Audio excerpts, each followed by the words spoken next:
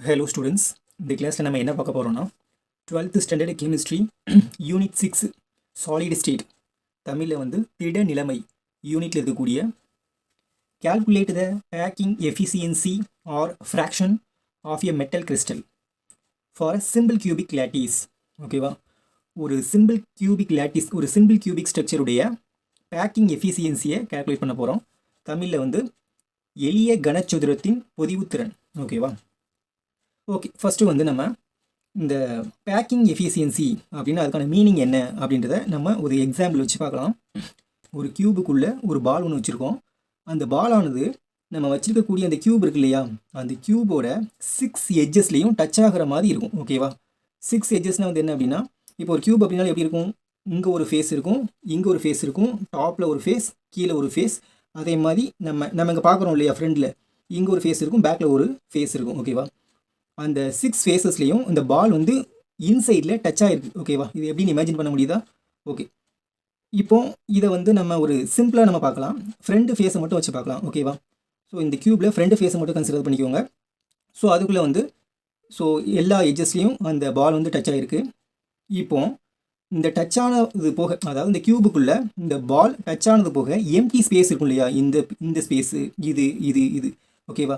So இதுதான் வந்து என்ன அப்படின்னா எம்டி ஸ்பேஸ். இந்த எம்டி ஸ்பேஸ் இல்லாமல் இந்த பால் ஆக்குப்பை பண்ணியிருக்கு இல்லையா இந்த கியூபில், இதுதான் பேக்கிங் எஃபிசியன்சி. ஓகேவா, அதாவது அந்த யூனிட் செல்லுக்குள்ளே, அதாவது அந்த கியூபுக்குள்ளே இந்த பால் எவ்வளவு ஸ்பேஸை ஆக்குப்பை பண்ணியிருக்குது அப்படின்றது தான் வந்து என்ன அப்படின்னா பேக்கிங் எஃபிசியன்சி. அது எவ்வளோ உள்ளே பேக் ஆகிருக்கு அப்படின்றது. ஓகேவா, ஓகே. ஸோ இப்போ அதுக்கான ஃபார்முலா வந்து என்ன அப்படின்னா, இப்போ நம்ம ஒரு பால் ஒரு கியூபுக்குள்ளே இருக்கிற மாதிரி அஸ்யூம் பண்ணி பண்ணோம் இல்லையா, சேம் இதே மாதிரி தான் வந்து எப்படி இருக்கும் அப்படின்னா, ஒரு யூனிட் செல்லுக்குள்ளே ஒரு ஆட்டம் இருக்கும். ஓகேவா, ஸோ அதுக்கான ஃபார்முலா வந்து என்ன அப்படின்னா, packing fraction or efficiency equal to total volume occupied by sphere in a unit cell. ஓகேவா, இந்த இடத்துல யூனிட் செல் அப்படின்னா இந்த கியூப் அஸ்யூம் பண்ணிக்கோங்க. ஓகேவா, அதுதான் வந்து என்ன அப்படின்னா யூனிட் செல். ஓகேவா, dividing by volume of the unit cell.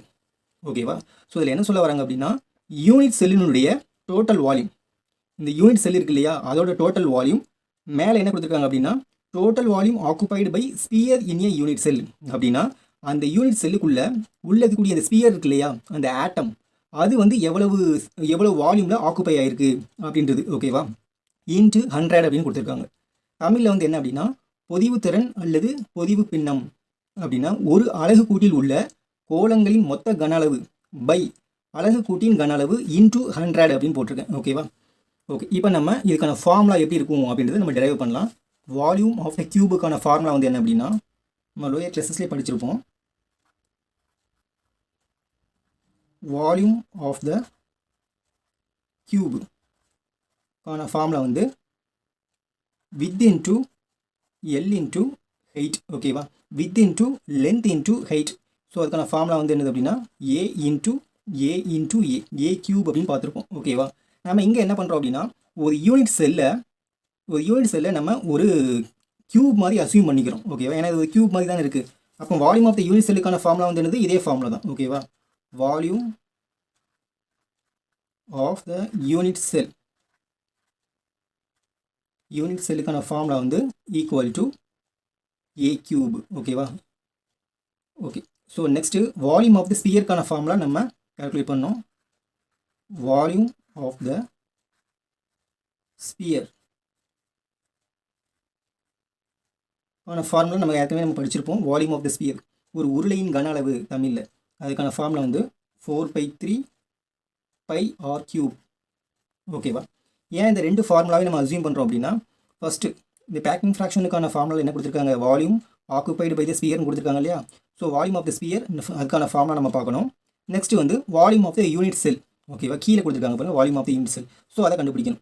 So இது ரெண்டையும் கண்டுபிடிச்சிட்டு இந்த ஈக்குவேஷன் படி சப்ஸ்டிடியூட் பண்ண போகிறோம். ஓகேவா, ஸோ ஃபஸ்ட்டு நம்ம என்ன பண்ண போகிறோம் அப்படின்னா வால்யூம் ஆஃப் த ஸ்பியருக்கு 4/3 பை ஆர் கியூப் இருக்கு இல்லையா, இதில் இந்த ஆரோட வேல்யூவை கண்டுபிடிச்சி நம்ம இங்கே சப்ஸ்டிடியூட் பண்ண போகிறோம். ஓகேவா, ஸோ ஸ்பியர் அப்படின்னா, ஸோ இந்த ஸ்பியரில் வந்து ஒரு ஸ்பியர் அப்படின்னாலே என்ன இருக்கும் அப்படின்னா சென்டரில் ஆரிஜின், நம்ம ரெண்டு இடையில ஒரு லைன் போட்டோம் அப்படின்னா இது ரேடியஸ், இதுவும் ரேடியஸ். ஓகேவா, ஸோ டோட்டலாக பார்த்தோம் அப்படின்னா வந்து என்ன, இந்த வேல்யூ டோட்டலாக பார்த்தோம்னா ஏ டயாமீட்டர். ஓகேவா, ஸோ அப்போ என்ன பண்ணிக்கலாம் அப்படின்னா ஃபார்முலா வந்து 2r இஸ் ஈக்குவல் டு ஏ அப்படின்னு எடுத்துக்கலாமா. 2r equal to A.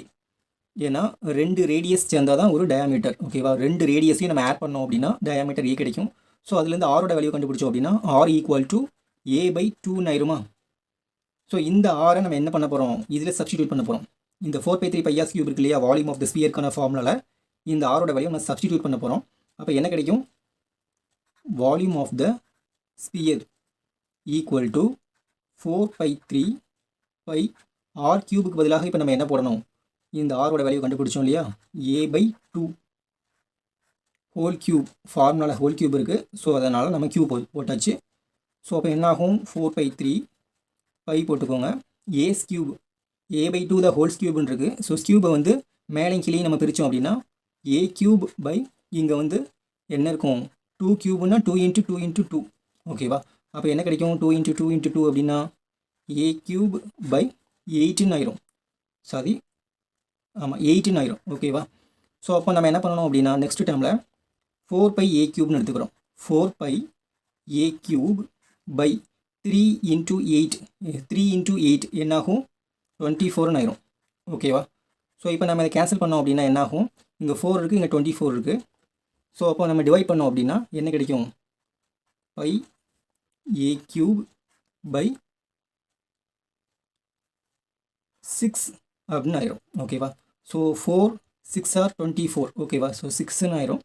So πA³/6 ஆயிடுச்சு. ஓகேவா, இந்த ஈக்குவேஷனை ஃபர்ஸ்ட் ஈக்குவேஷன் எடுத்துக்கோங்க, இதை செகண்ட் ஈக்குவேஷன் எடுத்துக்கோங்க.